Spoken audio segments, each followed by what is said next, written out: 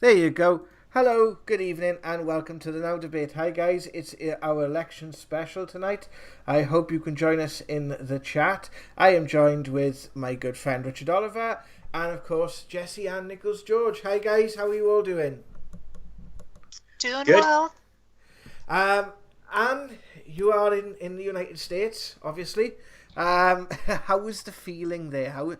What's the vibe that you're picking up around the US at the moment? Yeah, I think right now we have a lot of people that are just kind of sitting on pins and needles, if you want to say that. Everybody's a little bit on edge, and yet I think there's a lot of the Trump supporters I think are very confident, and then we have the media, which is saying Biden's leading everywhere, and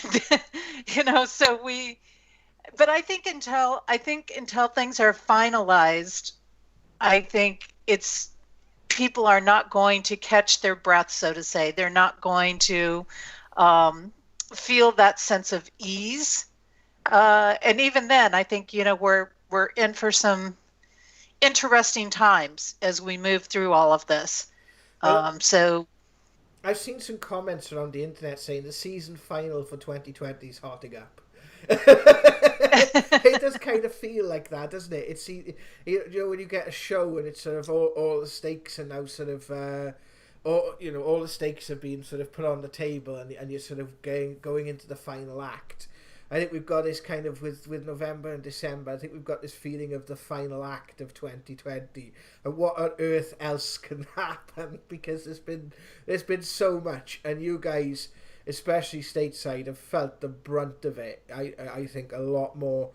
I think worldwide we felt the brunt of it, but you guys especially, I think there's been so much craziness going on in the States at the moment.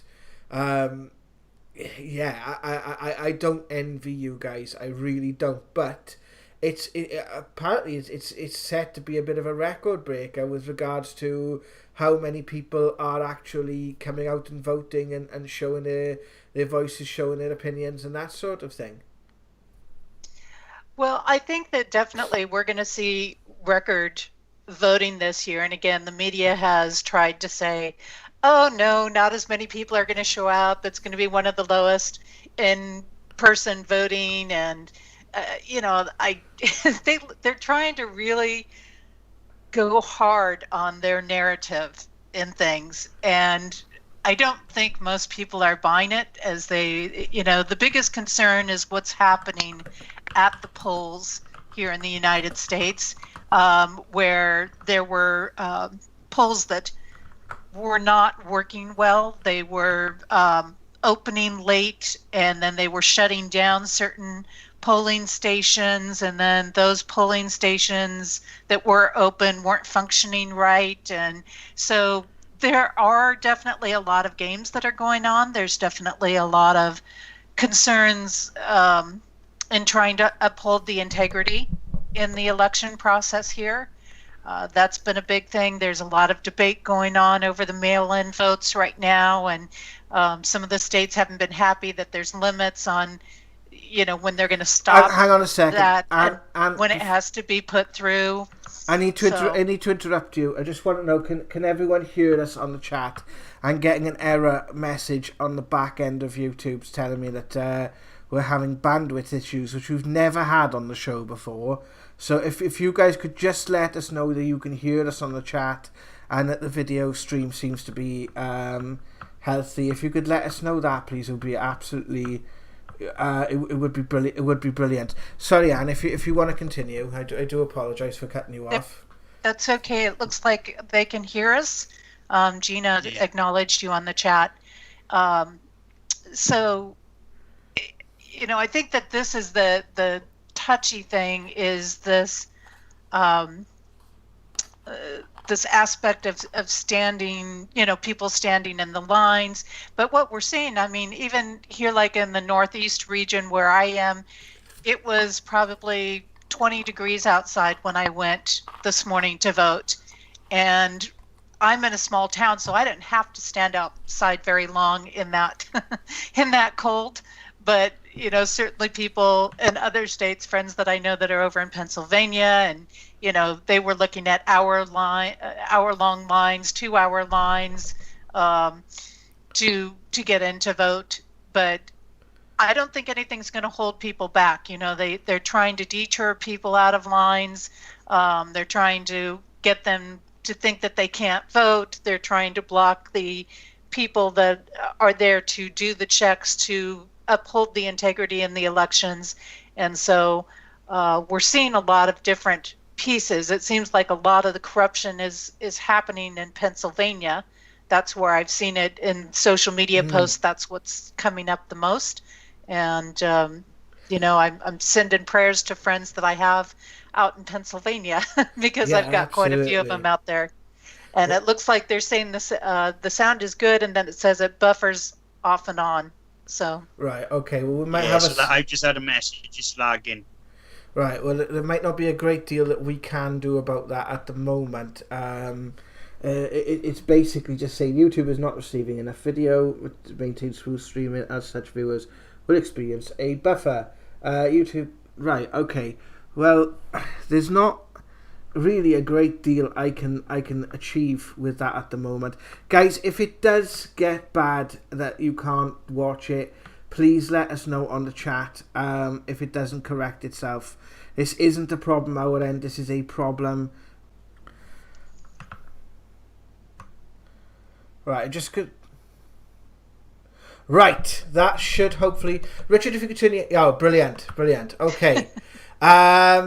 We might have solved the issue. The old turn it off and turn it back on again. Again, if you can let us know in the chat if you can still hear us.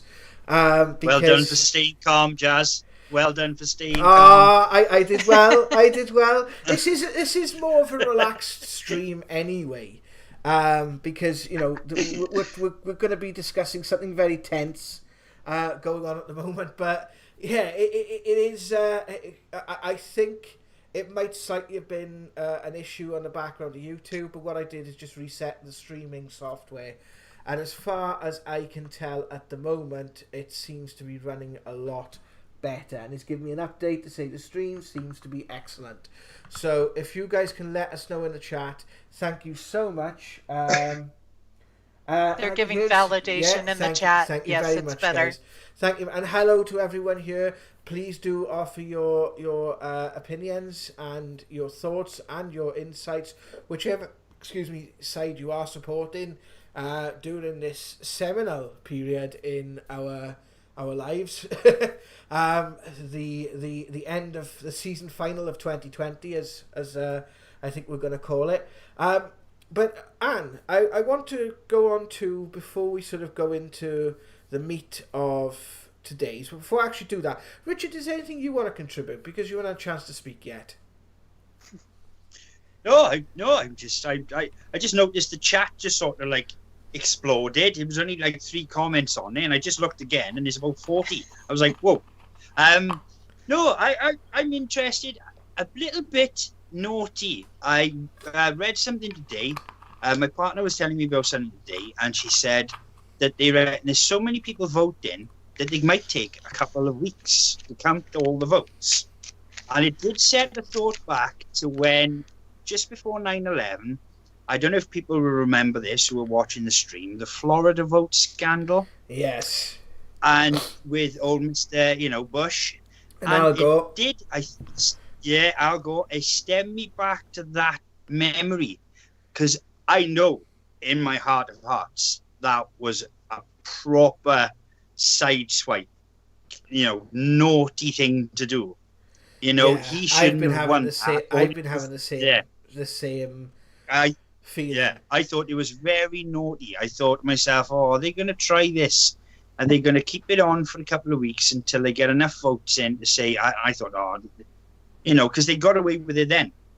I just hope that people, if they try that, I hope that people, are willing to stand up to it this time, because they did get away with it back then.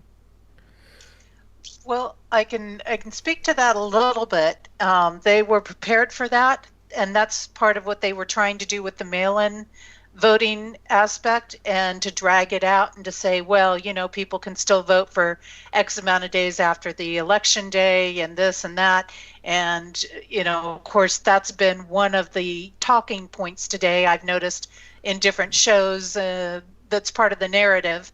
And they've been like, well, everybody's vote should count. Well, okay, first of all, let's take a look that most polls have been open for the last month for people to go to, not in the small areas like where I am, but a lot of places around the country, they've been able to vote for the last week, 2 weeks, a month. So there's no reason. And they're saying, oh, it's going to hurt our service people. Well, no, because our service people have had like the last 3 months to mail their vote in. So it's not like they have not had time to get this vote in. And then they went through and they did put a cap actually on the states that were of the biggest concern, like Pennsylvania and some of the other ones, that they had to be in, and the cutoff was 3 p.m. and they had to round everything up at 3 p.m. So they certainly were cutting some of that off of the past, because the thing with the mail-in, and I shouldn't say just mail-in, it was, the corrupt is actually the mail-out votes, where they were mass mailing out, and they were actually going out and pushing and making people change their votes. And there's been people on recordings admitting to that's what they were doing. That's what they were paid to do. And so, when we get into those aspects, those were the ones those that are working in this corruption, this shadow region of things, they, I think, were hoping they could use this and then drag it out to a certain point, at which point, if you don't have a president designated by that point, then the Speaker of the House becomes the person in charge, which would be Nancy Pelosi. We don't want that. We don't want that. And so they did take a lot of steps in those states that the corruption has stayed high. They've taken some steps to say, no, you can't. We're not going to be counting, ballots for 2 weeks or 3 weeks or whatever. We're not going to play these games. And they actually passed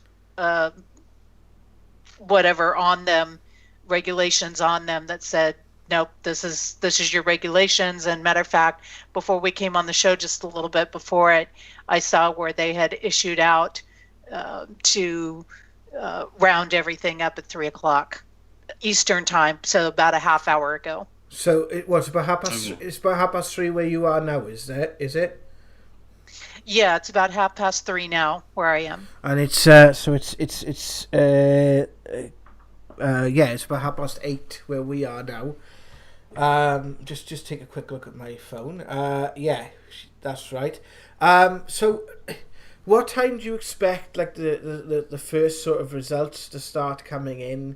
Are we looking about sort of 5-6 hours time, or normally it's about one in the morning, isn't it? About 1-2 o'clock in the morning where we are, so it would be about sort of 8-9 o'clock your time.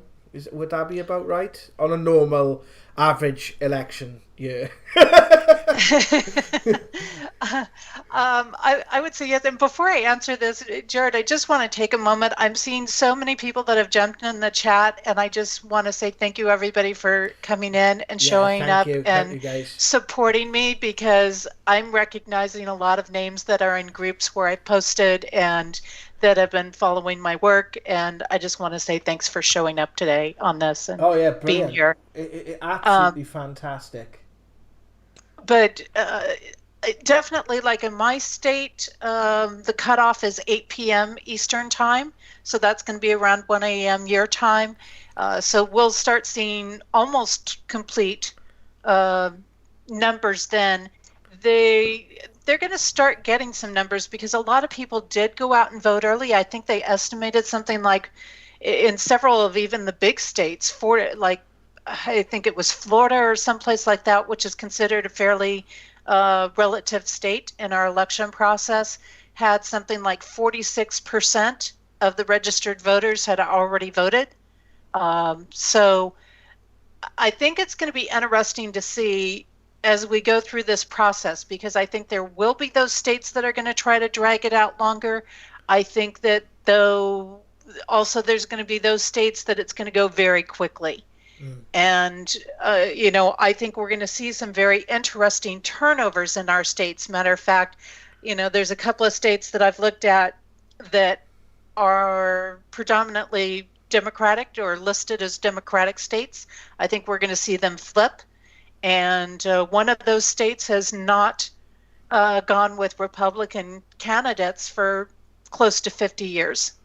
Right. Well, so we're going to see some big turnovers. Well, talking about things that you said that we're going to see and we've actually seen, I want to go through very quickly a couple of things that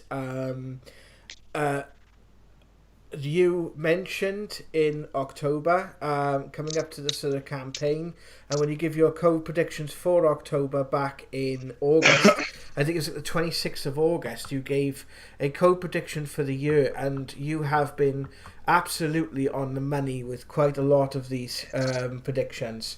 And so I just want to sort of go through that and highlight some of the things of which you've said. So first of all, you said about the breaking, one of the things that we'll start seeing in October was the breaking down of relationships, people coming to the aid of others. Well, you have towards the end of September, beginning of October, I think the signing was on October 2nd or October 4th, which is Sudan joins the treaty in the Middle East. You had people coming out and not supporting the narrative. We've had lots more opposition to the lockdowns, the issues. A lot more scientists now speaking up, a lot more professionals speaking up. People like Lord Sumption in the UK are speaking up against some of these laws that have been passed and the way in which they have been passed and whether there's actually going to be any need for them. We have seen a little bit of pushback regarding sort of Parliament, but it was, well, basically, we thought, which is something else you said as well, you'll see who are the true leaders and who are the ones which are doing it for other reasons. And you found that with a lot of our MPs were starting to speak out against the lockdown and basically were given a vote, and now they're going to pass a lockdown in England, basically unopposed. And a lot of them are saying that even though they're asking for a risk assessment of a second lockdown, they're going to vote it through without it anyway and wait for that document later. So you are seeing a lot of the corruption is getting to the surface now. I also want to call out Julia Hartley-Brewer on Talk Radio. Her work, especially some of the interviews she's done with different MPs, cabinet ministers and that sort of thing in the UK, has been absolutely upstanding. And she has been absolutely, but all of them on Talk Radio have been really good. But I want to say, for me personally, Julia has taken the most balanced approach, and she's been absolutely brilliant. You also had the Great Barrington Declaration, which was signed on the 4th of October.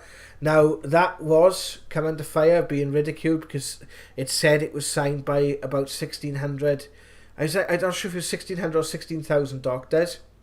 Now, there was a bit of pushback with this because they said a lot of the signatures or some of the signatures on this were fake, but the people who actually headed it up were people like Sunitra Gupta, etc. And people, you have got a lot of academics that have come out and sort of dispelled or questioned the lockdown narratives. People out of Cambridge University, Oxford University. A lot of this seems to be coming from the London University. I'm not sure what the name of it is now. It's completely gone out of my head. But the London London College or whatever it was. You did say you might see some world leaders coming out in support of Trump. We have seen a lot of world leaders be very quiet on the American election, quite frankly. Now, whether it's because they're dealing with their own stuff with regards to this virus, or whether it's something else, the only ones that seem to have come out is Brazil, Philippines, Slovenia, and Hungary. Now, Hungary at the moment, if I am correct, someone correct me in the chat if I'm wrong, basically voted for their parliament, for their prime minister to rule by decree.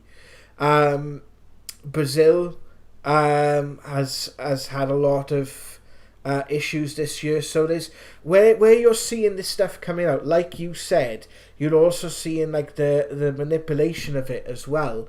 I also put a note there about Trump promising all seniors free treatment for COVID.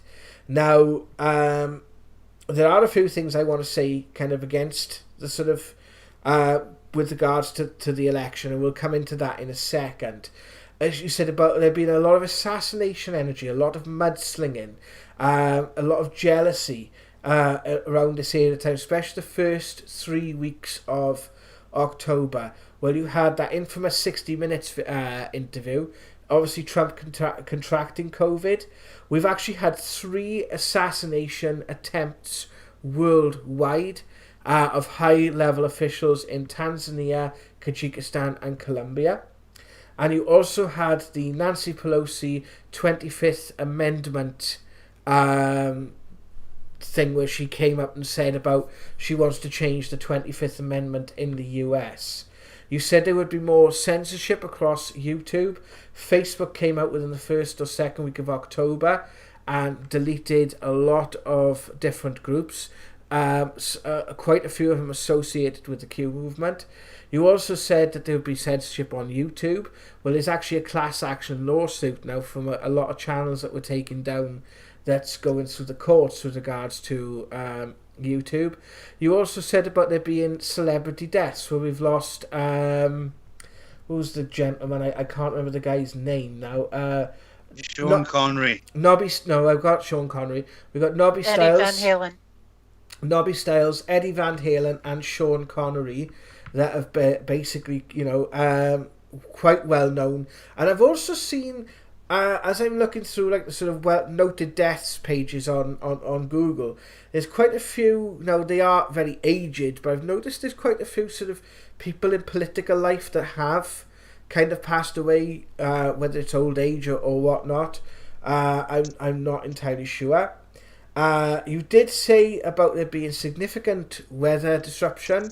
Well, we've got Hurricane Eta in the US, and we had Storm Alex here, which we caused a lot of bad weather in France, Italy, and the UK. I believe that was all connected to Storm Alex. I could be slightly wrong there. You also said on the last week we'll see a lot of things that are just not looking the way they should, or not coming across the way they should, almost like defying the laws of physics or the laws of reality. And you also said there will be a lot of energy conducive to terrorism, terrorist attacks, and shootings. Well, we've had the incident, I think it was in Paris, in Nice, and we've also had an incident today in Vienna. The UK has also gone to the highest terror threat alert, which says a terror attack in the UK is imminent. And there's a lot of talk now, again, they're bringing in this Islamophobia, and all that sort of argument seems to be being drummed up again in the public narrative and the public media. You also got, I suppose, factors into it. You got Jeremy Corbyn in the UK being kicked out of the Labour Party. You're seeing more protests around the world. The mudslinging, you're seeing that a lot now, where people are playing the blame game. It wasn't my fault, it was his fault. And to the point where, for a person standing on the sidelines with regards to the election, it's and someone made this point the other day on a show I was watching, that it's actually very hard at the moment, if you kind of tuned into the election of the last couple of weeks, to see what, especially on the Biden side of things, what they're actually standing for. Because it feels to me, when I'm seeing Biden and how he's supposed to be ahead in the polls, he doesn't look like a person that's winning. And he doesn't, we've wheeled out Barack Obama in the last 2 weeks, Lady Gaga, Beyonce, and this sort of stuff. And you see the masses of people that have turned out for Trump. Now, I just want to say this, just from where we stand. There's a lot of stuff that Trump has said I don't personally agree with. And I wouldn't personally back. For example, his stance on fracking. I think fracking is abhorrent. And I can understand why he's coming out and saying it, but there's a few things. So I'm not actually advocating for Trump here, from my personal point of view. My sense is that he is a block to the system. And I think this was brought out quite a few times. We've mentioned this on this channel. I think, Anne, you've brought this up before. To be honest, personality-wise, he comes across as quite self-absorbed. But he has got that energy to him where he is a block to the system. And he's not a politician. And I think he might be just enough, just to buy us time for people to start, putting things into action, or who knows. But then I struggle to see Biden in the White House. So he just doesn't. I don't know what if I was looking at this as a citizen of America, which I'm not, I wouldn't know what he stood for. I don't know what issues he stands for. And he seems to be fighting an election based on the premise of I'm not Trump. And maybe that is down to me. Maybe that's, because maybe that's down to, what's your guys' thoughts on this? So I just want to sort of bring that into you. So that was the predictions for what you did in October. As you said, the codes were absolutely bang on, and there were several times throughout the month where I was sending you link after link, and I was like, another one bites the dust here, there's another one gone, that's another one done. Yeah, the Queen, we mentioned the royal family. Well, she's been having issues with the taxpayer because she wants refurbishment and reparations done in Buckingham Palace, and I think the government's turning around saying no, we're not doing it. So there's a lot of things going on behind the scenes with the royal family, I think, because we're seeing a lot of tabloid stuff coming out about them. Nothing in the sort of mainstream or general media, but there's a lot of tabloid murmurings going around the royal family at the moment. So I'm going to hand it back over to one of you guys, whoever wants to go first.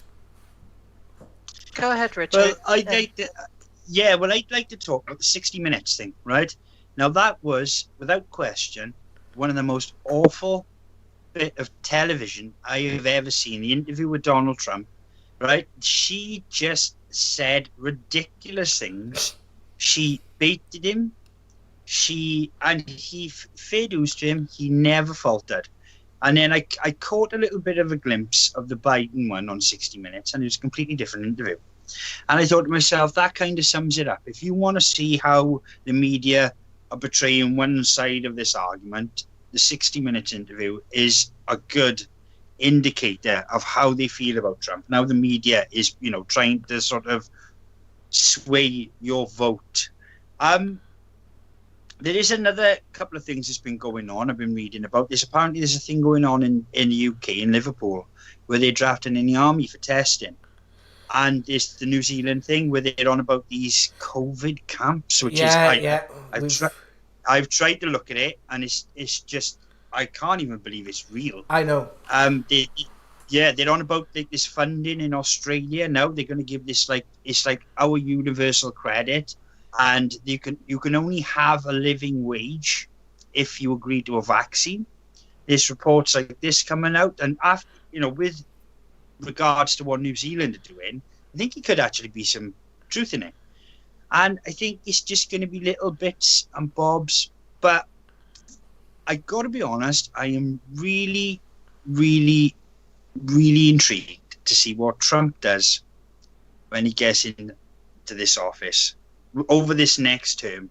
I can't wait to see what that man is going to do next, because he's nailed it with Twitter, right? I was thinking about this today, like the people coming out of universities to vote for him because he tweets. You know, it's that famous line where he said about Kofefe or whatever it was, and now that's become like, you know, it's on hats. So I think he's in the right place with talking to the people, and I think that makes a difference, because we don't get that closeness with leaders, and I think that's something with Trump. You know, he says it, doesn't he? You know, don't get me wrong, he says things that are wrong, but he says it, and I think that's something. That's what I like about the guy. You know, when I watched the debate, Biden was just your stereotypical politician. He basically said the same thing as Clinton said, as our politicians do over here. There's a lot of calling out of this phrase, build back better, which is associated with the Great Reset, which is, you know, something that we will cover on this channel. I know there's a lot of people asking questions about that. When we can understand it a bit better ourselves, perhaps we'll talk about it a bit tonight. But when we understand it a bit more ourselves, guys, maybe there'll be some responses and things that come up. Yeah, there is. I'm seeing in the rallies, he's saying about this corruption coming out, this corruption being exposed and that sort of thing. But you're also seeing the mudslinging from the other side. So I'm sort of standing on the place of the layman, maybe someone who hasn't sort of been following it in the way that we have. And I've been watching quite a few YouTubers that see Trump as just a dirty misogynist, that he's just, you know, and I don't know whether it's the fact is because of his personality, or it's the fact he's not what people are used to, or it's the fact that some of the stuff he says, that there's certain opinions that make certain people feel quite uncomfortable. But there's a lot of fear there. There's a lot of people that are actually in a state of fear, and we're seeing this. You know, I don't know whether or not how true this is, but this is what we are being shown on the mainstream media here. We got cities in America boarding their shops up, and it was quite. There's a game. Inspired by the author Tom Clancy. It's called Tom Clancy's The Division. It's the second game in the series, and it's basically about a pandemic that hits America and the aftermath of this pandemic. And it's modelled after Washington, D.C. And I was seeing some scenes of Washington, D.C. and they looked like they were happening out of the it looked like something out of The Division. And like The Division, you could literally... It was weird, because I was watching them driving down the street in Washington, and I could tell you what was around the corner because I've played this game. But it looked like something... It looked quite frightening. It looked terrifying. You know, so the fear going around at the moment is we've never seen anything quite like this. Yes, and I wanted to give you guys a chance to get your thoughts in first before I jumped in here and made some comments. And I think that yes, there are going to be those people who don't like the way that Trump presents himself. But I think that, you know, when you get down to it, yes, as you mentioned, Richard, Biden does, you hear the same talking points that you hear coming out of other leaders, because they're all coming from the same place. And so these leaders are all following the same order, so to say. And I think the thing about Trump is, no, he's not always going to say the right thing. He's going to go off the cuff. He's going to keep people jumping.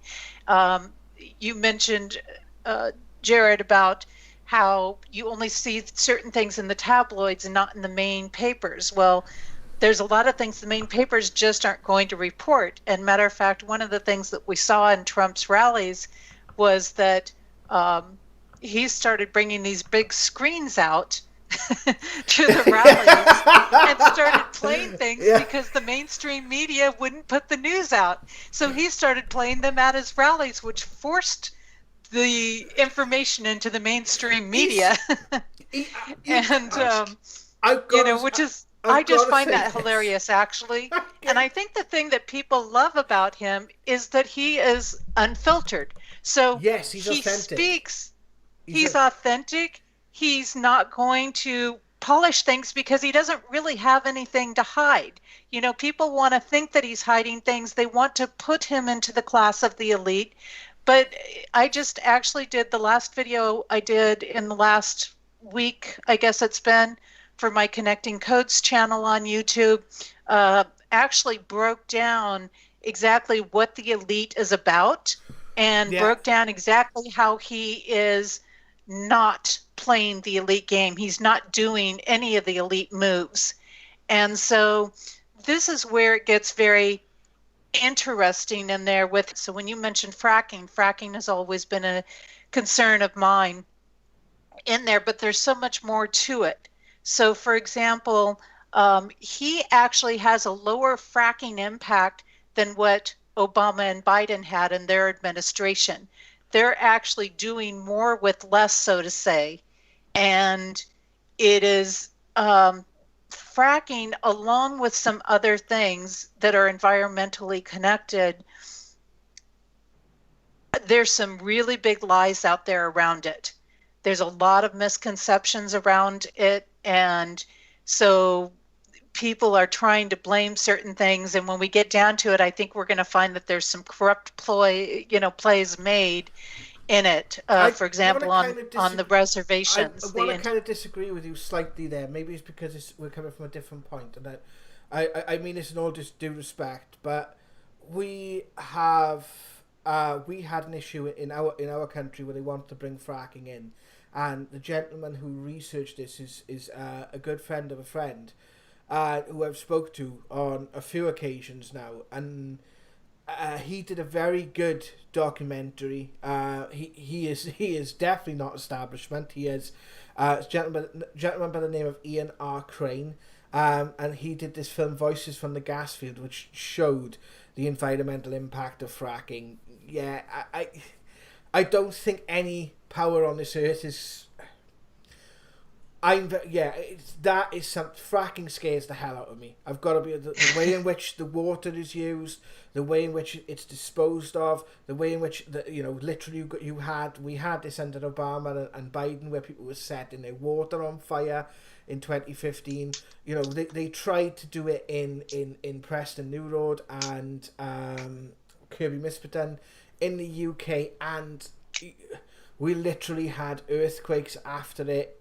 The Great Artesian Basin in Australia is showing signs of being depleted because of it. Environmentally, I can understand why he's doing it, because he's playing to that crowd. And I suppose when you're in Texas, when you're in Pennsylvania, you are an oil country, and you can't. There's got to be a step-by-step process to changing that over. But fracking, I can't. I'm struggling with that one. Sorry, I didn't mean to interrupt. I don't mean to be. I hope you didn't think I was being rude, but no, just passionate. That's all. No, there are different points on it, but there are definitely some points about it that are misunderstood, that are not following true to certain things. You can't dig into the earth, whether you're digging up gemstones and crystals or whether you're digging for oil, and not have some sort of an impact. You can't blast something and not have some sort of an impact there. But there's also things that are not quite what they present them to be as well. And this is one of the things that I know we're going to see coming out more and more, because, certainly there's narratives and agendas that pretend that things are better. They pretend some of the green options are better. They want people to believe that, and we're not there. Those options are not proving to be better than what we've been doing. I can agree with that as well. I can agree.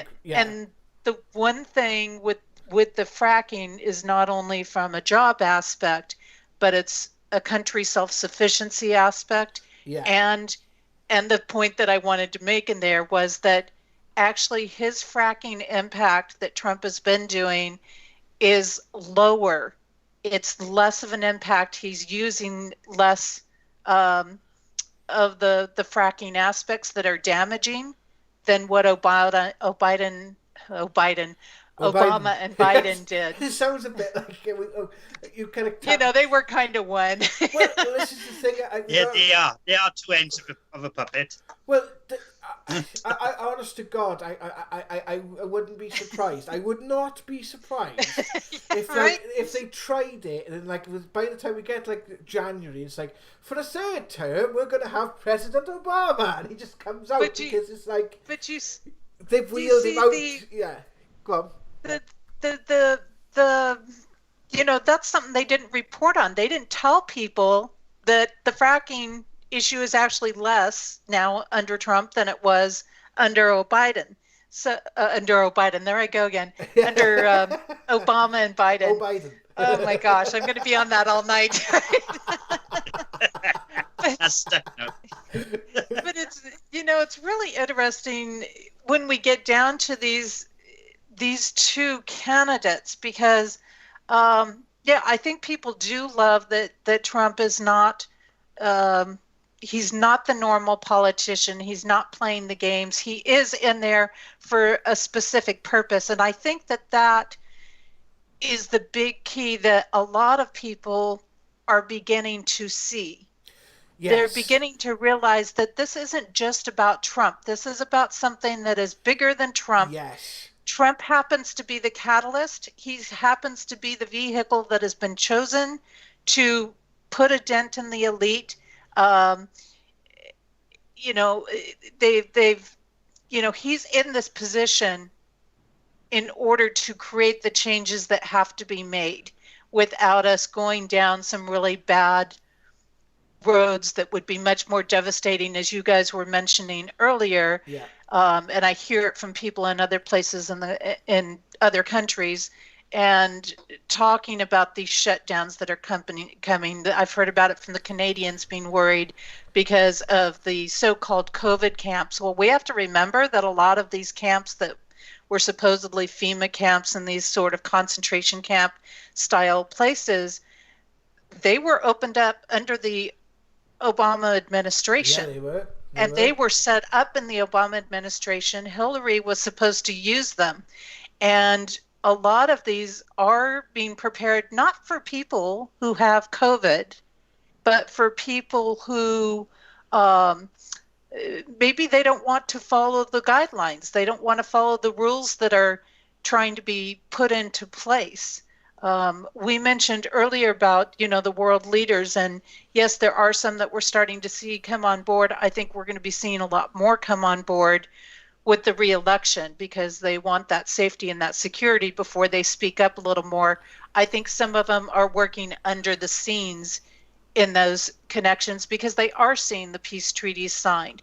They are seeing that, yes, we are building our weapons, our military, we're ready to defend, but we're also pulling out of wars and we're also stepping out of wars. And so it's very interesting, when we start to look at the codes of these different candidates and what's there and what is coming through. I mean, we've got some very interesting codes, and in some ways they're different, and in some ways they run on the same code patterns. And so that's where it starts to turn interesting because a friend of mine had asked me about states and stuff, and what are you going to talk about the individual states and things like that and how they're going to play out, which of course we could be here all night through the whole election if I did that. But there's so many layers. When we start looking at the base layers, let's say there's even basically from just a straight out code pattern of there's an equality between Biden and Trump for the White House energy or the address that the White House is at. But because one is working in alignment with divine flow and one is working against it, then that property, that address, that White House is going to support the one that's working in divine alignment. And it's going to feed energy in that direction. So, this is where we start to do it. But I think we're seeing more and more the corrupt plays that are coming out that have been hidden by the media. They've been hidden by the mainstream channels.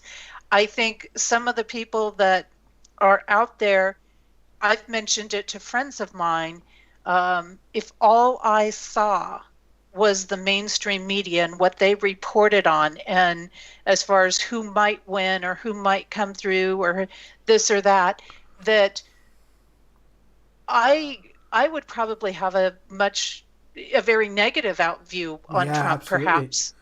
Like if that's all I saw, if all I saw was CNN, or if all I saw was the mainstream media, it's just astounding. And when I sit at it, looking at all these different code patterns and seeing, okay, Trump and Pence, they're under these code patterns that are, they are the energy that brings success and that brings people out of trials and tribulations and leads to victory after great challenges. And together, the two of them working together open an educational pattern. And if we look at the volume of information that people have been learning, and how many people out there are saying today, wow, I never even took an interest. I didn't even look at stuff until, say, like the last year or so here. And I'm learning so much that I never learned in school. Well, the statistics are basically of that. Who was I? I was. There's a few things I've been looking at, and they all seem to be in kind of agreement. These are alternative sources, so which is quite funny how this comes up, because we kept having from Spirit 3 was the magic number, and obviously it being the 3rd today. But it looks to be about 1 in 3 at the moment. About 1 in 3 people are questioning things now, and actually having to. But what I find is quite unsettling is they can question one area and still be closed down in another. And I think that is where it's quite interesting, where the fact of like they can question this narrative surrounding, how this virus is being dealt with, but can still be quite racist towards Muslims, or still and not understand the difference between the one I saw was surrounding Jeremy Corbyn, and I seen Richard Medley, who is a celebrity here in the UK, used to run a show on the BBC called Richard and Judy, and he's been quite articulate in a lot of his stuff, and until I seen his views on anti-Semitism, and to me, if you are nasty or negative towards a group of people or a person's belief system or who a person is, that's a no-no, and that shouldn't be acceptable in any party in public life. But if you are calling out a state for its actions against a people, and that goes just as much for the Palestinians, because there's times where they've attacked, the both sides have basically had issues with each other. It takes both sides to settle it. Obviously, I think a lot of the common people put a lot of the blame on Israel because it is the bigger country.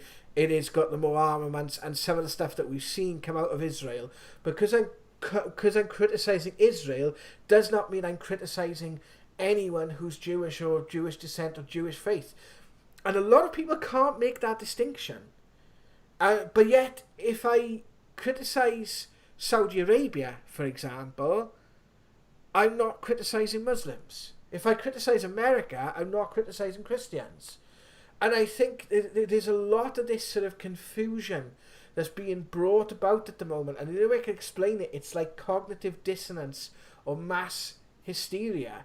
And a lot of that battleground does seem to be centred on the US at the moment, although we're seeing it in other parts of the world. Well, and I think the US is just the big, this election is so big. I mean, it's literally going to influence the direction of the world. It's that aspect that if they can create the division in the U.S. and they can create enough hate, they kind of know there's a lot of other places that's going to follow suit to that. Yeah. And, if they see the U.S. not go along with the narratives, if they see the U.S. not play the games, then they're gonna find out that they don't have to play the games either. And we're starting to see that, where we see more countries starting to pull out of the UN. But as you say, this is a bigger thing that's at play even beyond the U.S. This is the way that these structures, these corrupt structures of rule, come in to set up the dictatorship styles by not even that, by creating these divisions, by creating it. And so they don't want you to separate those that have a Muslim religion belief system versus those that are the Muslim terrorist of a Muslim country, for example. And they want you to see it all the same, so that you just hate everybody in that. And that's really not the direction we want to go. And I think these are part of the things that Trump has been fighting against. But you're also seeing that on a personal level. It's not just on a global level. The exact same thing is happening on the microcosm. And I think you've mentioned this in your November codes, which we will release on the channel tomorrow. And you guys can go back and look at the show we did back in August if you want to see it beforehand. But yeah, you mentioned this in your November codes. Richard, sorry, did you want to come in with something? No, well, it's like the same with, I was thinking, like Al Qaeda. When that terminology came out, and everybody was like, Al Qaeda, have you heard about this? Al Qaeda is this big, and it was, it's Arabic for database, but people thought it was an organization, and it was just referring to somebody who was on a computer who was on a wanted list. They actually didn't have no reference to each other, and it's kind of, it's along them lines.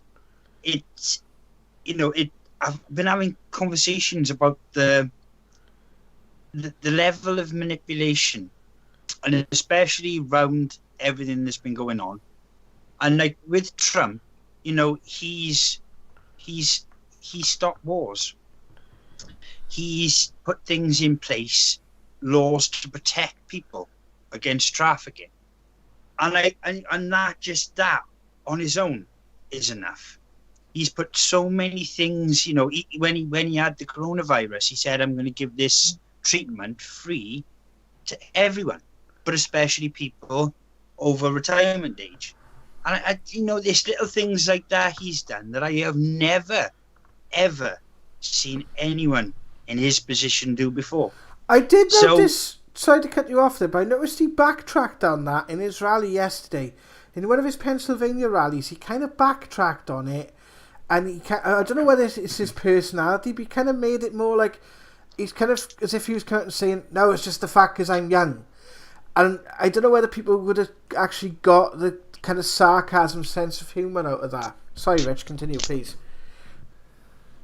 Yeah, but he is a bit of a showman, right? I mean, if you ever watched him, like when he was on The Apprentice, and he is a showman, right? You can see he's got narcissism in him. He likes his persona, and he betrays it quite well. When you have to see him on the open stage, when he's like pushing other politicians out the way, or he's like, you can see where they've refused to shake his hand, or they've shaken his wife's hand before him, and you can see it in his face. He is a presence. He is a presence. And he is a character, and he's different. Like with the tweets and everything, and him saying the stuff he's saying and being honest about it. And don't get me wrong, he's not perfect. He said some things that I just cannot agree with. Yeah, absolutely, just cannot agree with. I mean, this wall around, this thing with Mexico. I mean, when I first heard about it, I was like, that is the most, Mexico City has the biggest addiction to glue rate anywhere on planet Earth, right? There are kids literally sitting on the streets sniffing glue. And, they are, I mean, you don't take, that's a culture of America. You could have made that all that money you spent on that, you could have put into Mexico to make their working life better if it was that much of a problem. There's little things that make a big difference. And I think he's doing it, but obviously he's coming from, he's a burger munching American. Sorry to for that term, but he is. He's you see him on he's on his airlines. I think I said it on the last show. He is a prick, but he's an authentic prick. Yeah, yes. But he gives. You get. I think that's what it is about him. What you see is what you get. Yeah.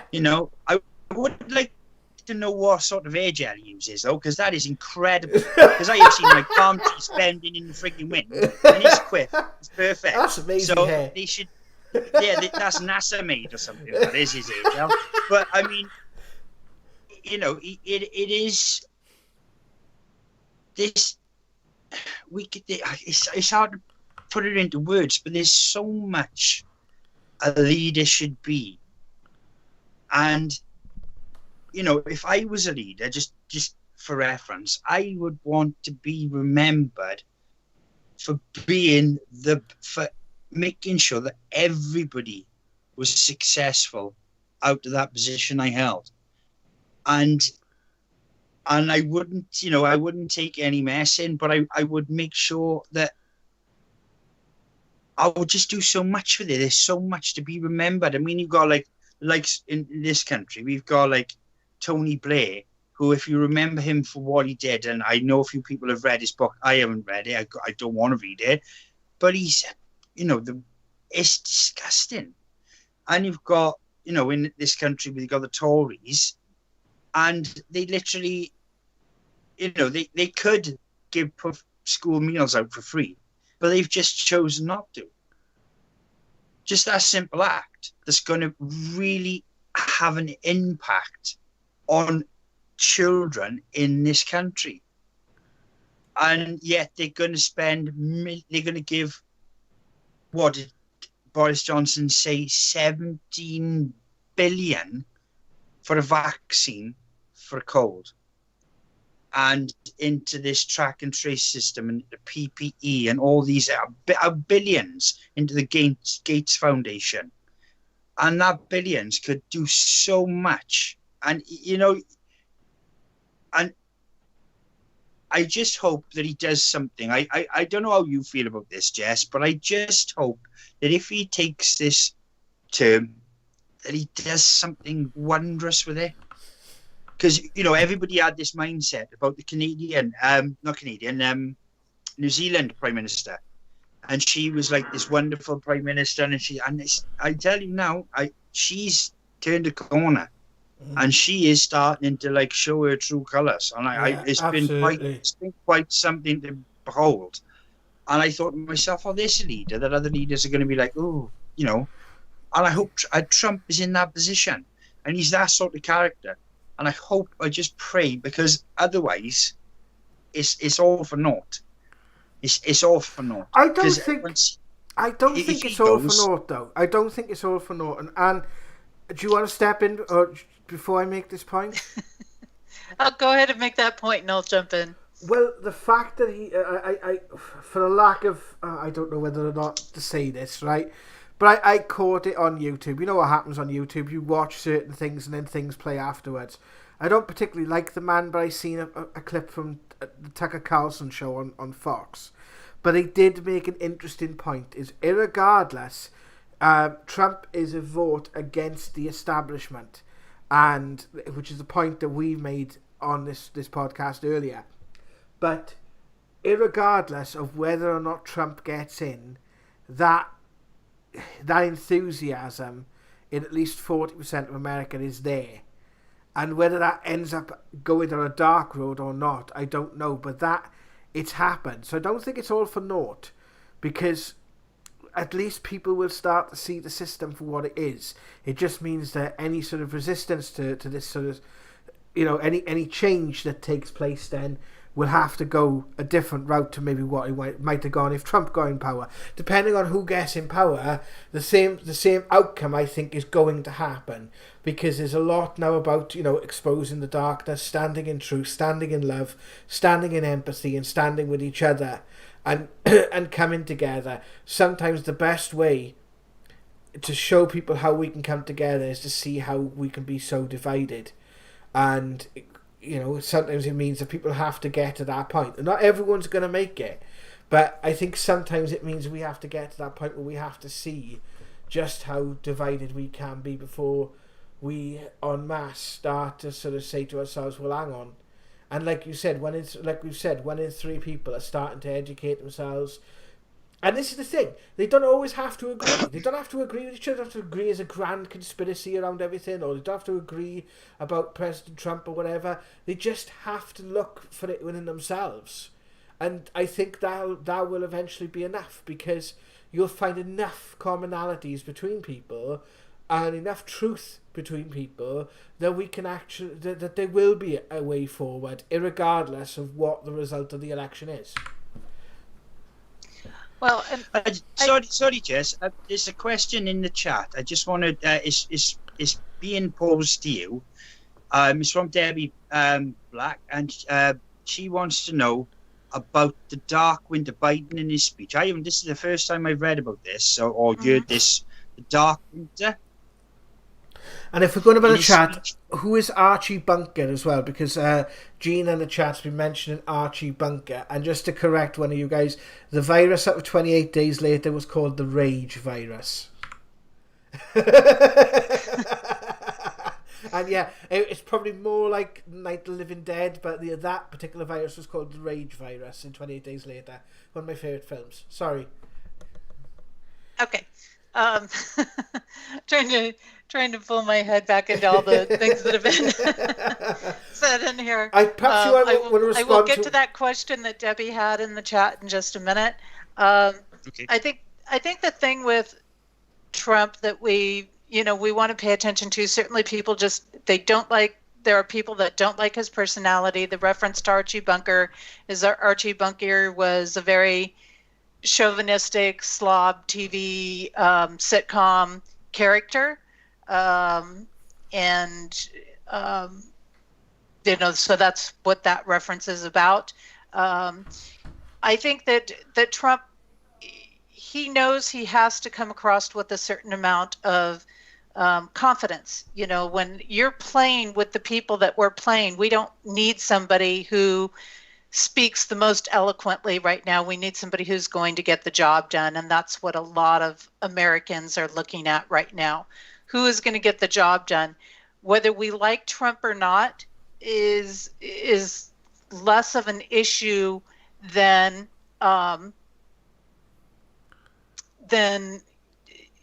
what is he going to accomplish with things? And he has been making a lot of accomplishments. He's done a lot of things for the Black community. He's done a lot of things for the Asian community. He's done a lot of things along the way. The peace treaties, pulling us out of wars instead of what they said that he was going to put us into wars. Yeah. He pulled us out of wars. When you listen to him talk, when you listen to the Biden administration talk, it's always our, where they don't tell people that our means the elite structures, the communist structures, the darker agendas that are in place. But when you listen to Trump talk, he's always about, you guys did this.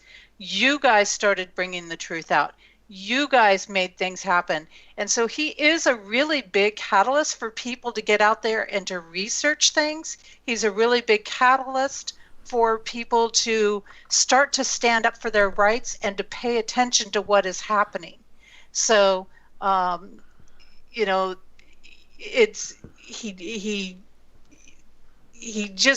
a lot of things that I think people are going to find out. There's been a lot of narratives pushed about him that are absolutely incorrect out there. Narratives about him being racist, narratives about him being associated with the KKK. These have all been proven to be false.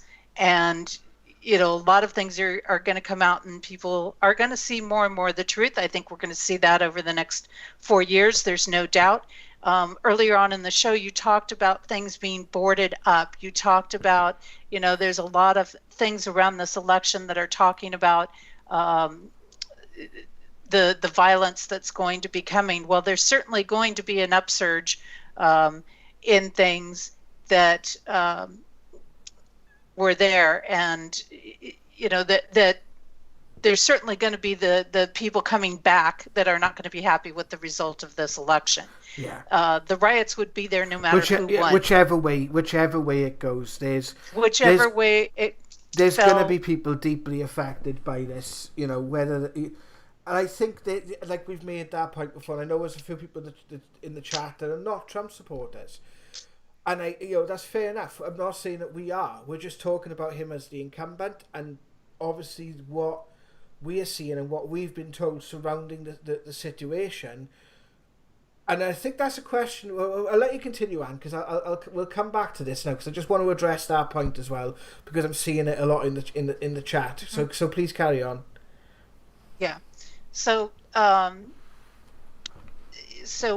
with this, what we have is we've got, certainly the riots are going to kick up no matter what. People, they've tried to really scare people to say, if you vote for Trump, it's going to, it's going to be worse. It's going to be, there's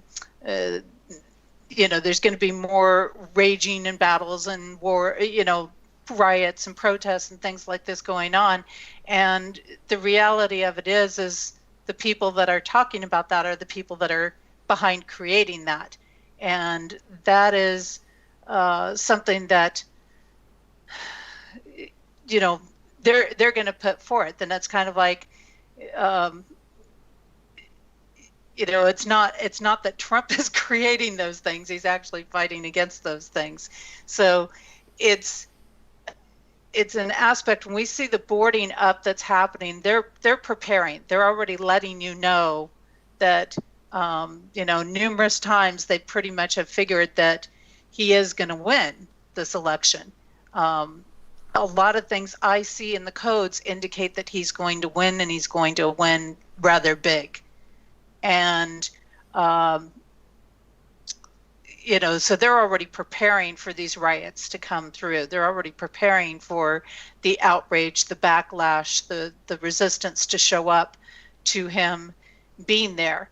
But we're also going to see a lot of things coming out through 2021, which the codes show. And those of you that have been following the Code Journey work and that are aware of that, the Code Journey is a book that I put out every year, and it has information about what's the year code influences are. It breaks it down month to month, day by day, and so on. And I'll be getting my copy by the end of the month. Is your copy coming through by then? I will have it by the end of the month, when I get paid at the end of the month now. That takes about 3 days to get from Amazon to my house, so I will have it by the next time we next meet. Awesome. So we know in 2021 there's going to be ups and downs. There's going to be upheavals. There's going to be backlash, because there are going to be people who aren't going to be happy with a re-election from Trump. And this is already in play. I mean, they've been talking about this. The Democratic Party's been talking about this for a couple of months, really, pretty much about what they're going to do if he's reelected. There's two narratives that they're running: the outbreaks that they're going to do if he's reelected, and the aspects of will he concede election results. So there's a couple of different interesting pieces at play. Now, Biden was giving a speech, and he I can't remember if he was just doing like a town hall or it was in the debates. It was in the last debates, if I'm correct. And he mentioned dark winter. And dark winter is actually an aspect that has to do, there's some different thoughts around it. There are some references to it, meaning that there would be a smallpox outbreak that would be released. We do know that they've already said that they're releasing more viruses our way. But a lot of the shutdowns that we see in other countries, like Trump has already said, there's not going to be more shutdowns. I mean, the only way I think America is really going to have more shutdowns is if Trump was not reelected. And then we're going to be pretty much permanently shut down. But, you know, some of these other places are trying to do this to enforce control ahead of time, in preparation, so to say. But really, when we look at these dynamics, we're going to see that the dark winter is kind of a threat. That's what that was about. His reference to that was pretty much a threat of what is going to be released on America in particular, but it would also be released in other areas as well. It's a warning that they've got several things planned that they would like to roll out and that they would like to release. It can also be a reference to death. When I look at Dark Winter, and I know I took a look at this at one point, and I'm going to look at it really quick here in the codes, because I referenced this also in the last Connecting Codes video that I did. Give me just a moment here. So Dark Winter really, in codes, comes down to a play for power. It comes down to a dictator takeover. And so that also could be, that could also be an attempt that's going to be made. It's an attempt to take over power. It's an attempt to show domination in the world. And there's no doubt with a Trump re-election, those forces who have said that they would give up power are not going to just turn over their power. I mean, let's face it, back in 2016 in Davos, Soros, basically, it was almost like making a bet with Trump. Whoever wins the 2020 election will rule the world. Well, we all know that Soros isn't just going to turn over his power and go, okay, yeah, here you go, Trump, you're in charge now. That's not who Soros is, and that's not what he's going to do. So I think that, the codes, what's so interesting is the strength of the codes that Trump has today and what is there and what's opening up in the States, and, seeing how that's going to play through. His codes are extremely strong today. His codes get better as the day goes on.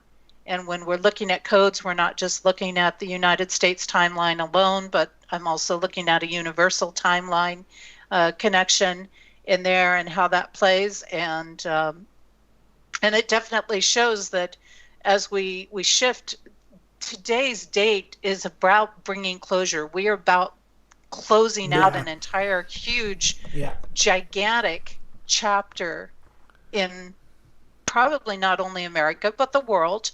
And we're getting ready to take a new cycle. If you add it up numerologically, it comes down to 9. It all, if you look at it from a numerological standpoint, this day adds up to a 9. Right. So there's definitely this election it's going to bring the closure on a lot of things, and it's going to be moving into the new beginnings, and it's going to be a huge transition into a huge new cycle that is going to be in place for a while. It's not just going to go away.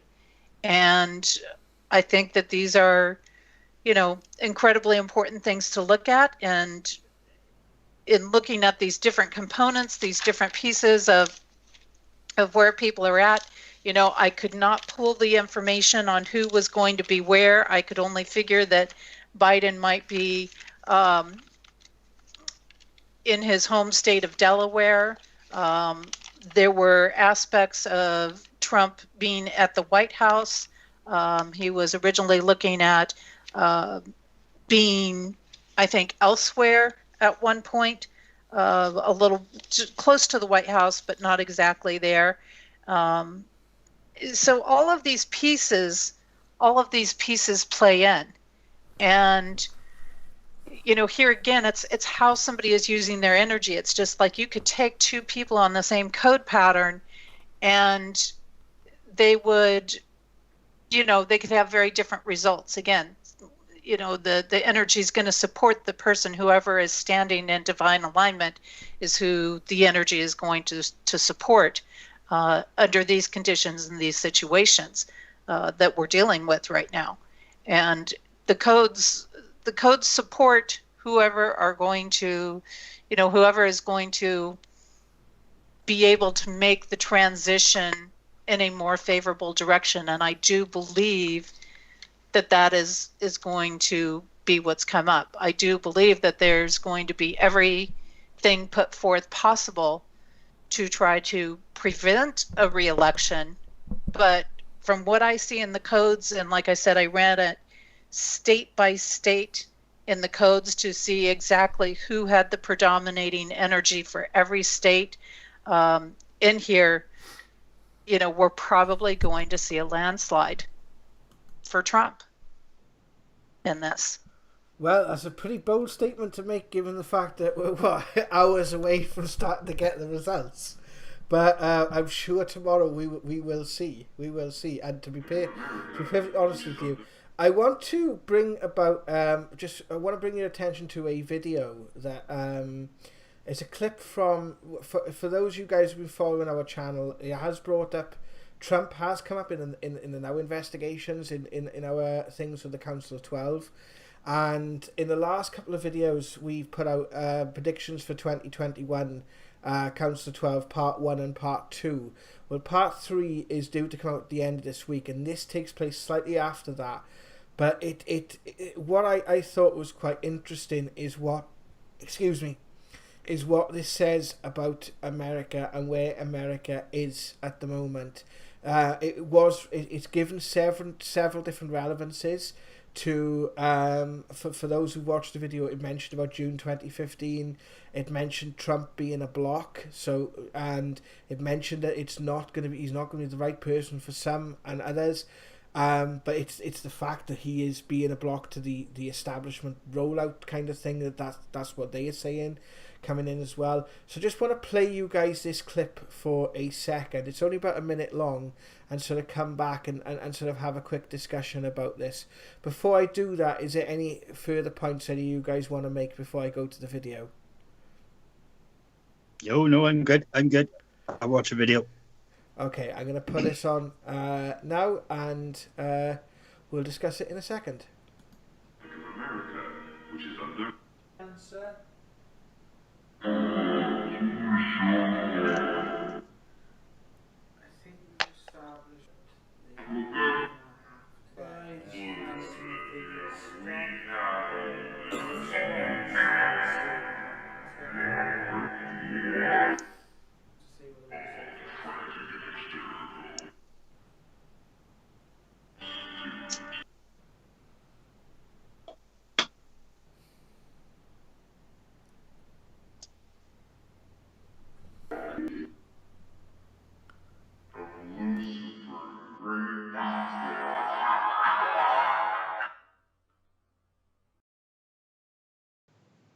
There you go, guys. That was the video there. Just waiting for Anne and Richard to watch this, but just going to read out those responses again.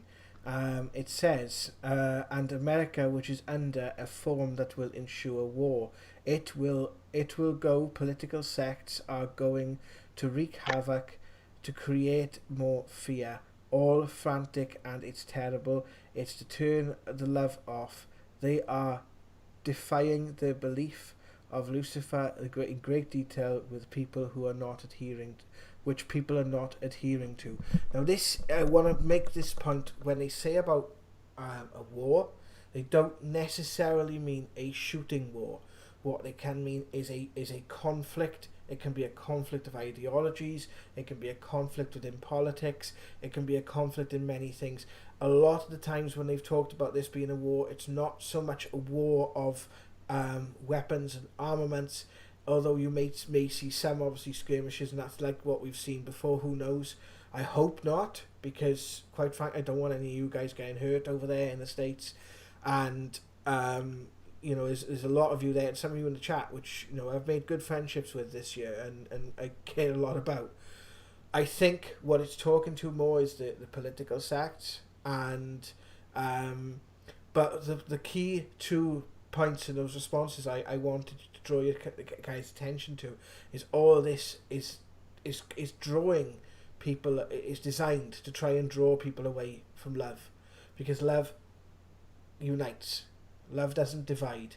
And I want to say thank you to you guys in the chat, because I know there's quite a few of you who've got varying opinions, have got different hopes and aspirations surrounding this, and got a lot of different fears in this. And thank you for being civil to each other, because and thank you for listening to this conversation. At the end of the day, you know, these are our opinions, this is what we're finding. We could be wrong, who knows, you know, but at the end of the day, it's about finding that love and that common ground. And I think the biggest telling message of that is the negativity that's being perpetrated on the world at the moment, being perpetrated on people at the moment. People are not going to have it, and I think you've seen that. And irregardless of whichever candidate you back, and this is one point I want to make, because I've seen this after the British election, where people put all their faith in Jeremy Corbyn, right? And obviously Boris won the election, the rest was history. Irregardless of which candidate you put that faith in, that's your faith, that's your belief. And primarily, that belief needs to be in you, because even by doing the smallest thing, it doesn't matter who's in power, it doesn't matter who's in Parliament, who's in Washington, or who's in London, right?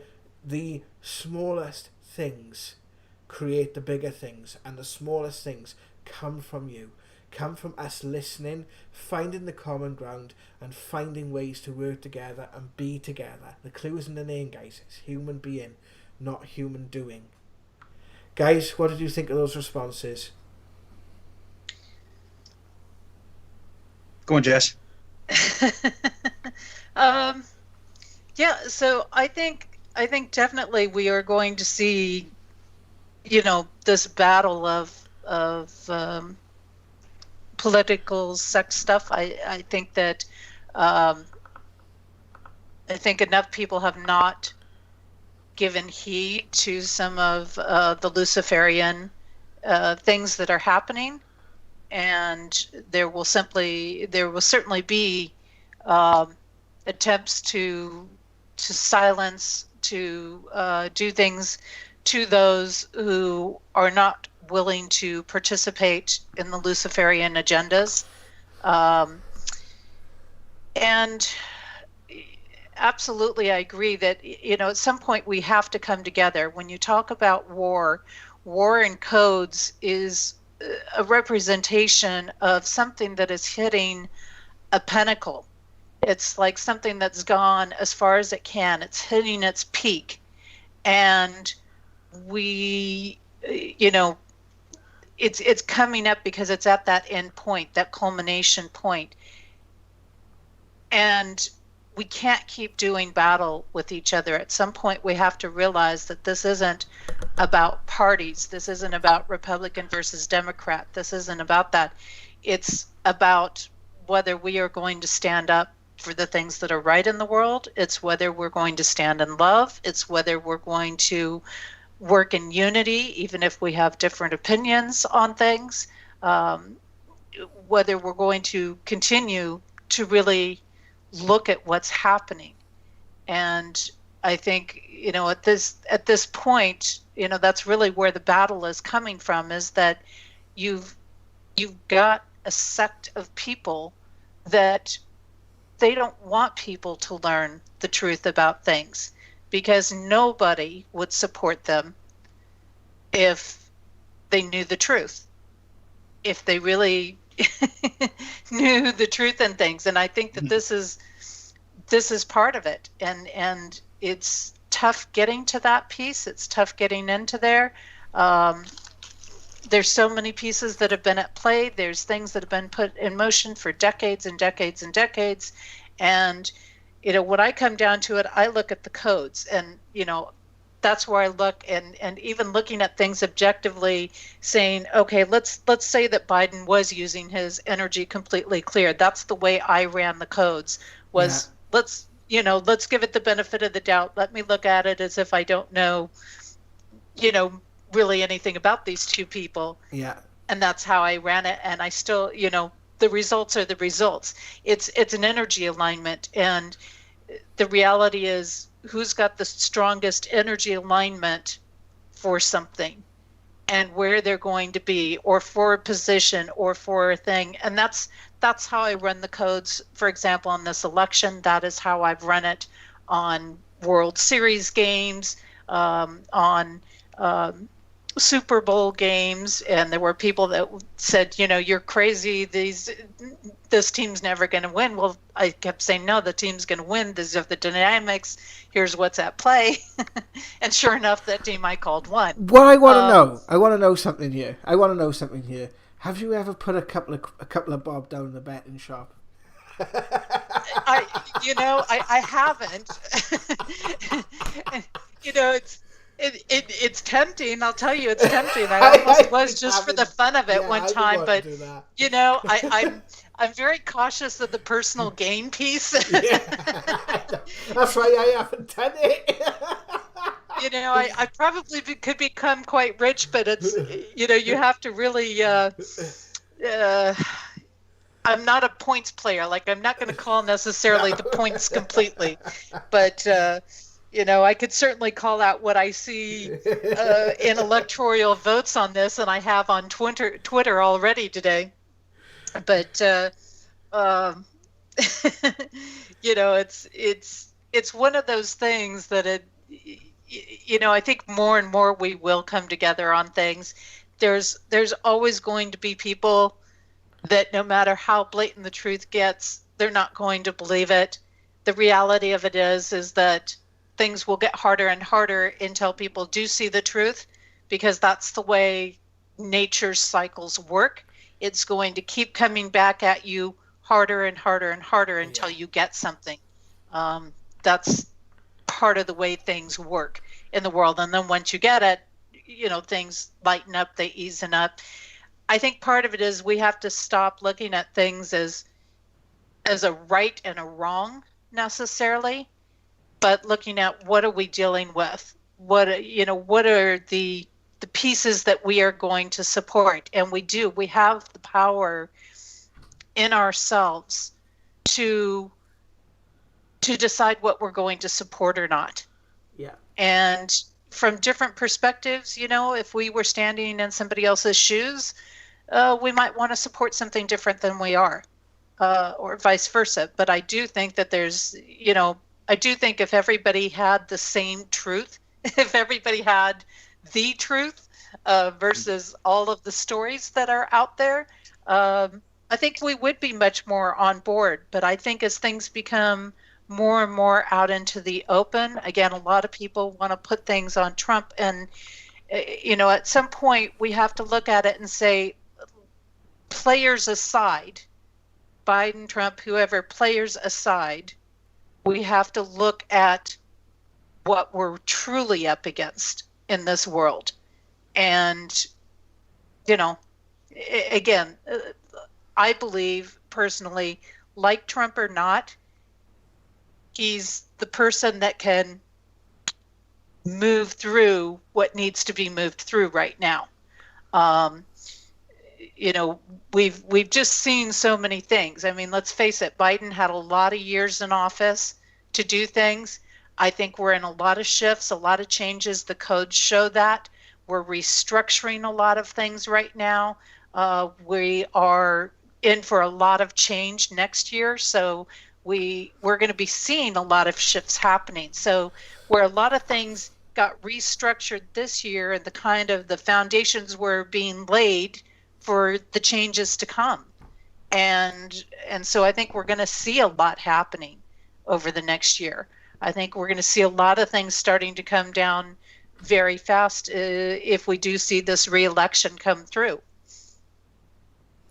Well, I was going to ask you, have we booked a date for you to come back in December yet to do the codes for 2021?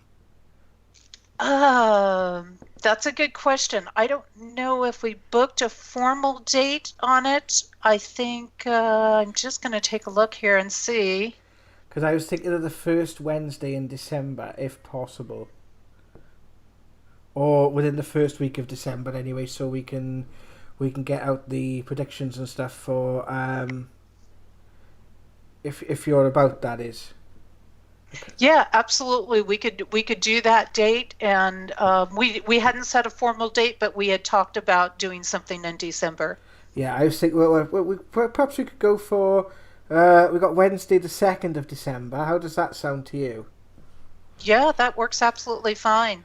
Right, well, Wednesday the 2nd, because that would be the 2021. I do want to ask you one question about the codes in 2021, and the reason why I want to ask you that question very quickly is because it's the next part of this session that we were transcribing, and this session was from 2018, but it does talk a lot about the supernatural, the paranormal, having a big impact in the years to come. I wonder if you've seen anything like that in the codes, whether it's manifested as the paranormal or supernatural, or if it's just manifested as like disruptions in time, disruptions in the laws of physics, or that sort of thing. I wonder if there's any correlation you're getting with that, because that's something that's coming up a lot around us lately.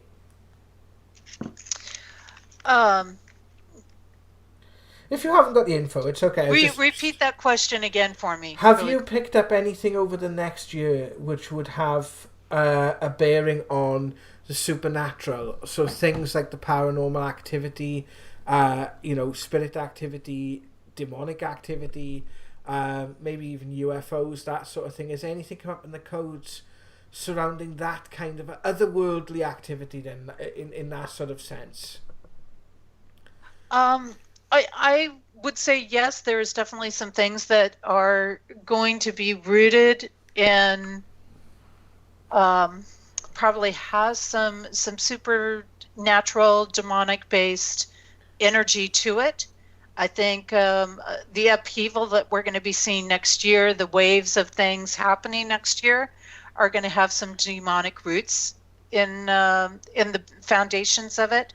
As far as UFOs and that type of thing, they actually were set to do some disclosure, and we should have probably seen more of that this summer. But I think they got pushed under due to some other things that were surfacing at the time. The demonic activity is definitely going to come up in connection with probably arrests, indictments, things like that connected to people around the world, be it world leaders. We're going to see a lot of turnover in world leaders, very likely. The UFO is still playing around there. I think that energy is already very active.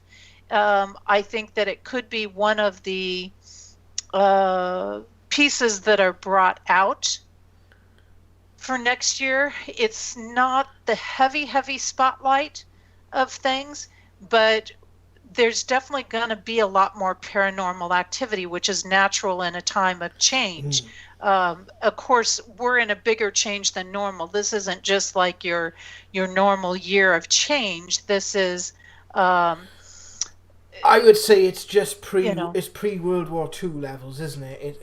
Perhaps. I don't know whether it's equivalent of World War II levels, because obviously so many people died throughout that. But I think with the level of fear, it's got that kind of a global fear to it, hasn't it? Where, you know, it's mad how you can be watching a television program that's sat in America or sat in New Zealand, or maybe sat in like Saudi Arabia, or sat in, you know, anywhere in the world, and this, you know, this whole narrative, this whole sort of, when I say narrative, it doesn't necessarily, I'm not trying to say it in the sense of story, but this whole structure is there. You know, there's distance, social distancing, people wearing masks, or that sort of stuff's being talked about, and you know, to actually sense the gravity of that and understand the gravity of that is really, really, really difficult.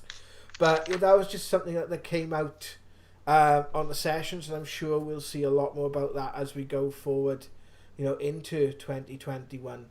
Well, we're coming up to 10 o'clock our time, so I think it should be around about 5 o'clock your time. And was there any other bits and pieces you wanted to go over, or do you think you've covered everything that you wanted to cover, or what how are you feeling with regards to what's been said so far? I think that, when we look at it, the energy is going to be very high active. And I think one thing that can trigger more paranormal type of activity in 2021 would be more of the innovations coming out, more inventions that are being released, technology that's being released. And I really think that a lot of the technology that's being pushed forward in our world is going to be maybe making some things more evident in the paranormal world. I think that some of the disclosure, again, it's going to happen out of rebellion in a lot of ways. So it's one of those tactics that may be brought out again to use to create division, to create arguments. And, while I'd like to see it brought out in a positive light, I think that there's going to be,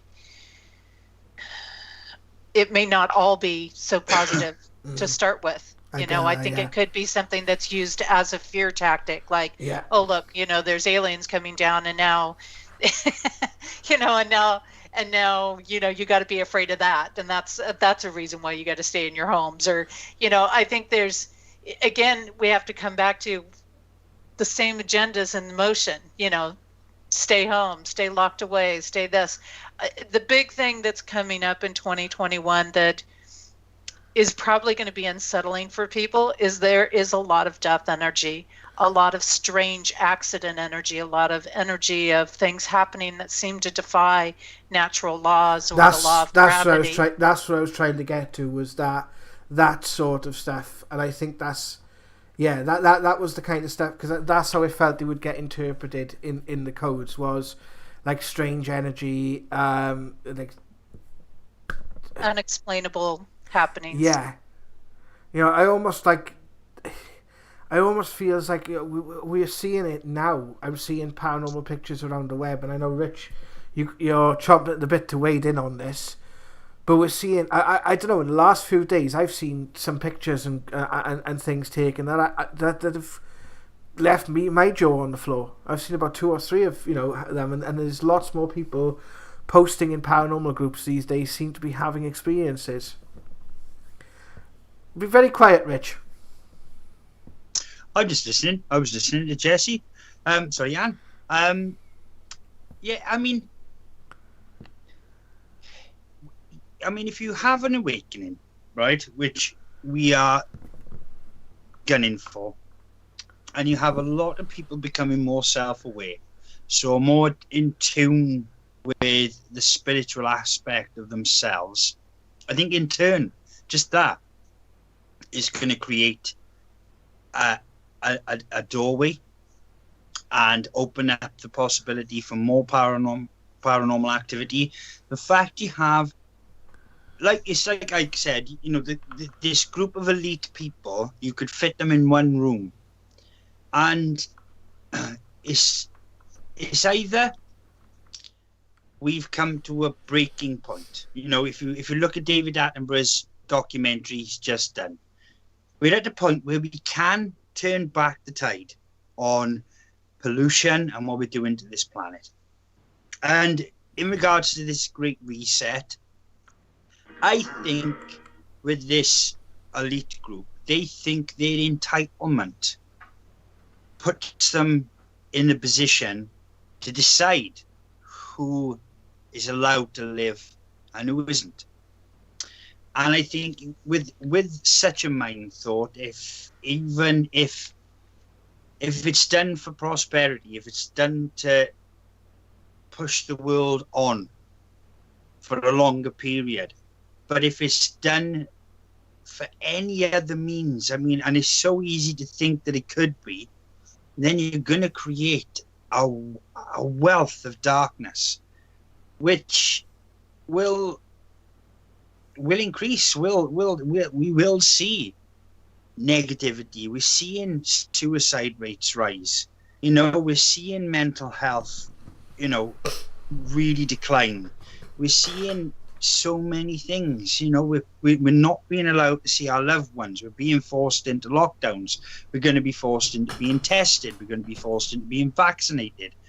You know, we're going to be given less, and they're going to be given more. They're giving themselves pay rises. We're getting pay cuts. You know, it's just adding on. It's like Jenga. You just, you know, sooner or later it's going to tip. And I think that comes, you know, it's having a spiritual aspect as well as a physical aspect on our lives. And, you know, I'm feeling it. I'm seeing more activity around myself and in my home. And I'm seeing, you know, it, like you said, you're seeing it more on YouTube. You're seeing it more on social media. People are experiencing things. It's just going to get, until we find that balance, until we understand that it is important, really important, what we do in the next months, years, to sustain the human being on this planet. You know, until you realize that, it's just going to get pretty neck. And yeah, it's going to be a lot going on. And I don't like to, like, you know, it's hard enough now, and I don't want to put fear in people, but it's going to happen. There's no sugarcoating it or trying to deny it, or, you know, it's going to happen. You've got to decide what you want to do. You know, I went out today and I was thinking about, we went to an old pit site for a walk today. And I was thinking about the men that, you know, like my grandfather who worked in the pit, and it's a different breed of human being. And they did that for their families. My grandfather worked to keep 14 of his siblings fed. And he went down there as a boy.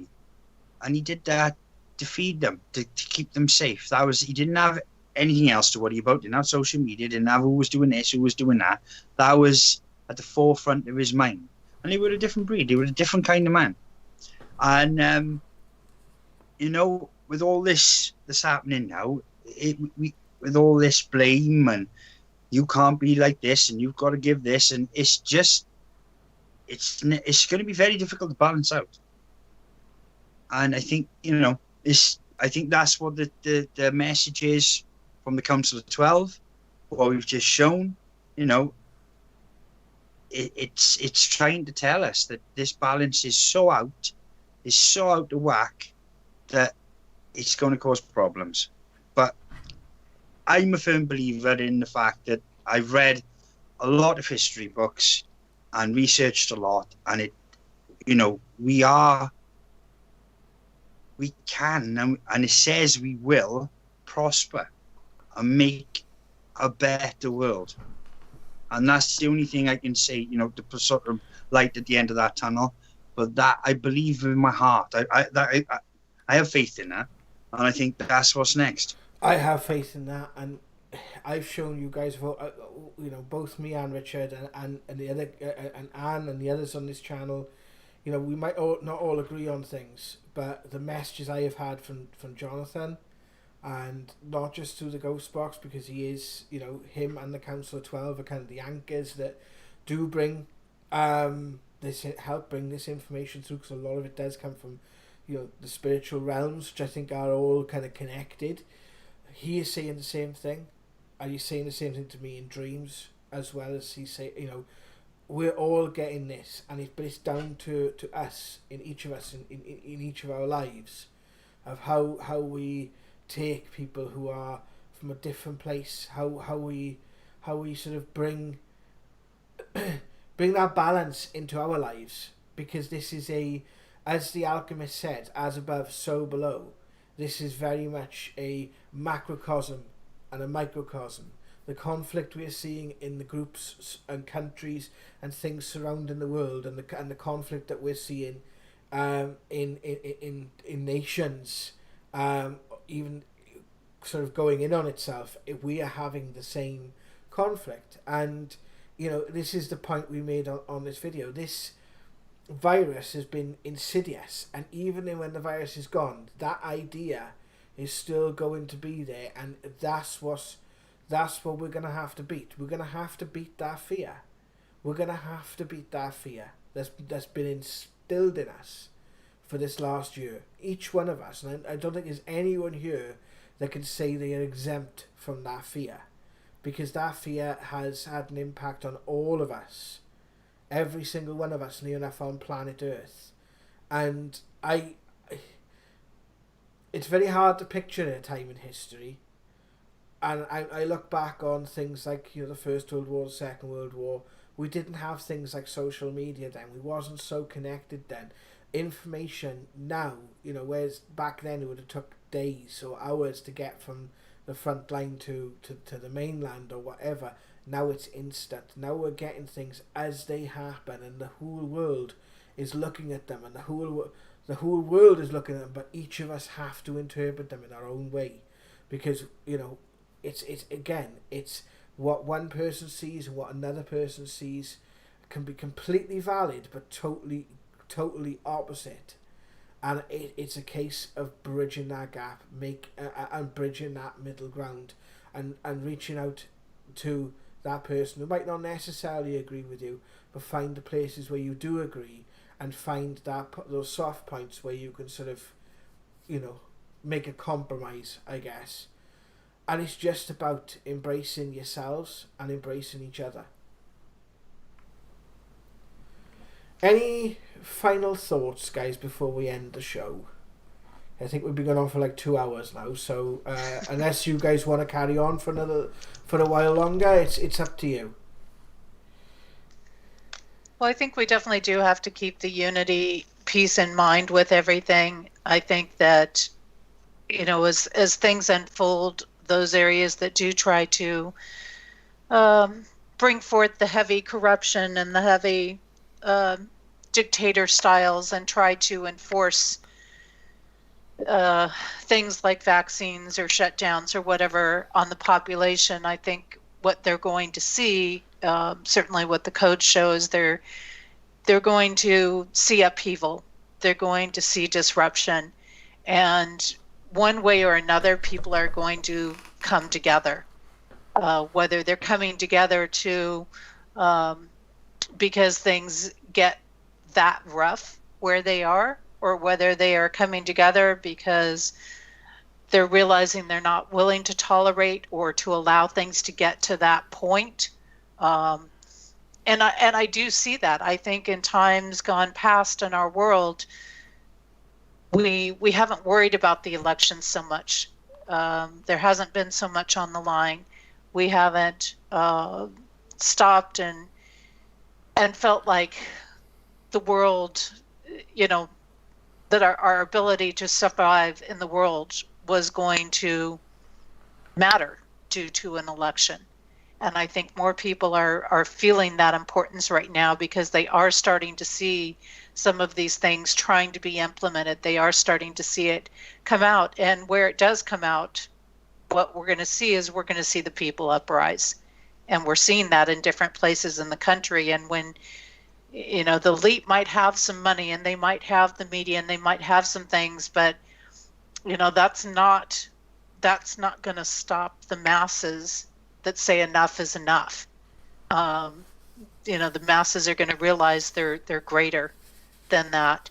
And I think unity ultimately is the big thing, but we've got to shift. We've got to, I see people saying, "Oh, I'm full of light and I'm full of love, and I'll kick the dark energy and this and that." And in the meantime, they're bad mouthing people in the process.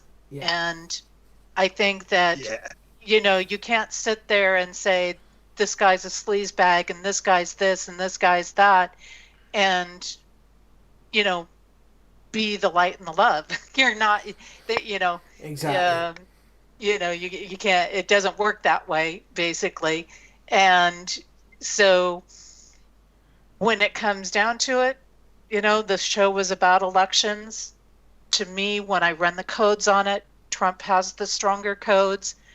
I see that there are going to be, areas, but, just as an example, we have these huge everything's by electoral votes. And when I ran everything down, I actually saw Trump, his codes are favored with 387 electoral votes to Biden's 50 electoral votes, with 94 up in the air. And if this does come out to be accurate in things, that's a landslide, and it's going to show that there's greater influences at play here. Again, whether people like him or don't like him, there are greater influences at play. And one thing about Earth is Earth codes to unconditional love. Earth codes to divine spirit and being resilient enough to overcome the challenges that it's faced with. And we've seen this throughout time on our planet and on our Earth. And if it has to, it wipes out human beings. If it has to wipe out a species to reestablish unconditional love, it's going to do that on this Earth. As a soul being, I'm a person that certainly I would love to see people come together in the love. I would love to see people unite together. I would love to see a world that we're in that is where we're working in harmony. We're working in harmony with each other. We're working in harmony with the Earth. We're respecting things. I think we have a ways to go with that. Oh, definitely. But I also, as a soul self, I don't fear death. Yeah. And many people have said to me, where would you bend this and bend into their rules if need be, to get something that you want? And I have said repeatedly, and it's true, there's nothing important enough to me to sacrifice the integrity. There's nothing important enough to me to bend to those rules of corruption. And I'm not afraid to let go of life for that. I will stand in the soul self to the end, period.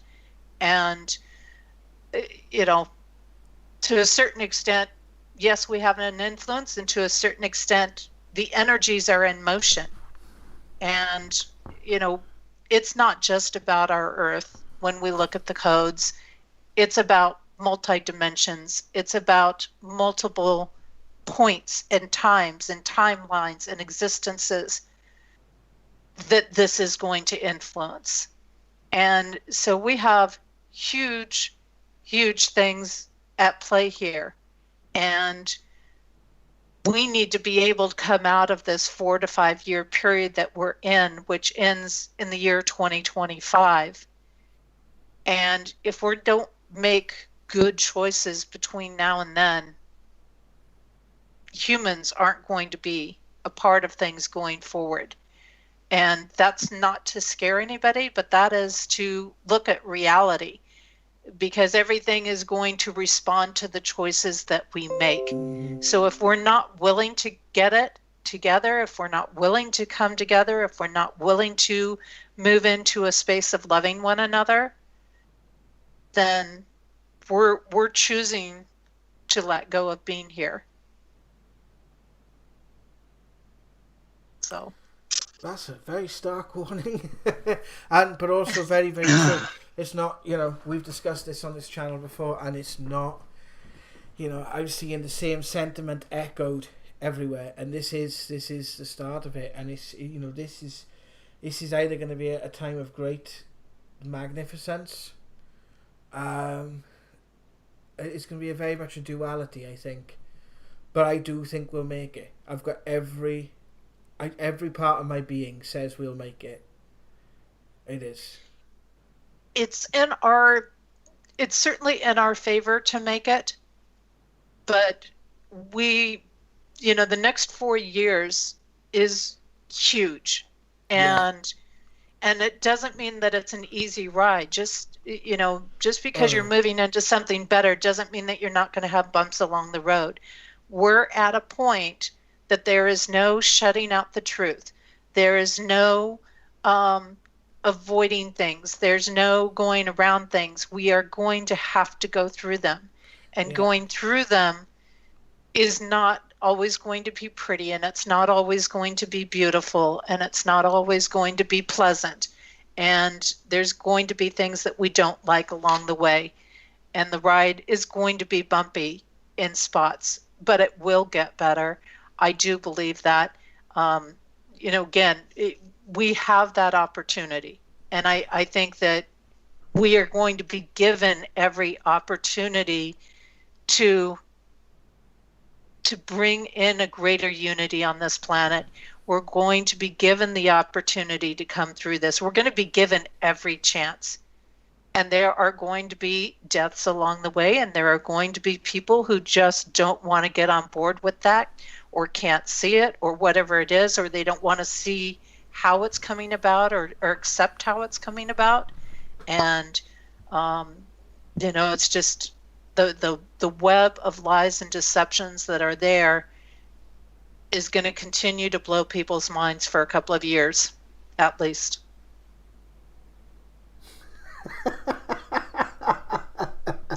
Is that a good cliffhanger? Yeah.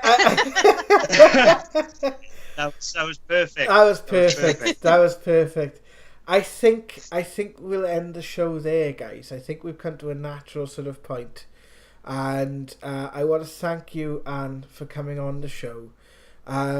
Before we do end, I just want to throw it one final time. Is there anything that one of you guys would like to say before we end the show tonight? I'd like to say thank you, Anne, for coming on and for being honest. And it's a delight to have your soul on this show. And thanks for everybody in the chat as well, because the chat was crazy. And there were some good points in there. I like the one where they said man wasn't supposed to be ruled by man.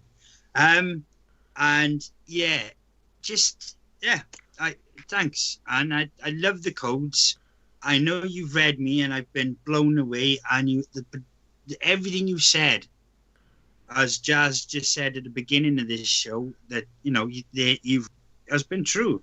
It's incredible. And keep a lookout, because you're getting the code journey, Jazz, for 21. I will. Yeah. We'll put the. Is it on sale now? Can I? It is on sale now. 2021. Yeah. Yeah, it is. I'm excited to say it is on sale in every avenue that I put it up. So it is available worldwide through Amazon in paperback.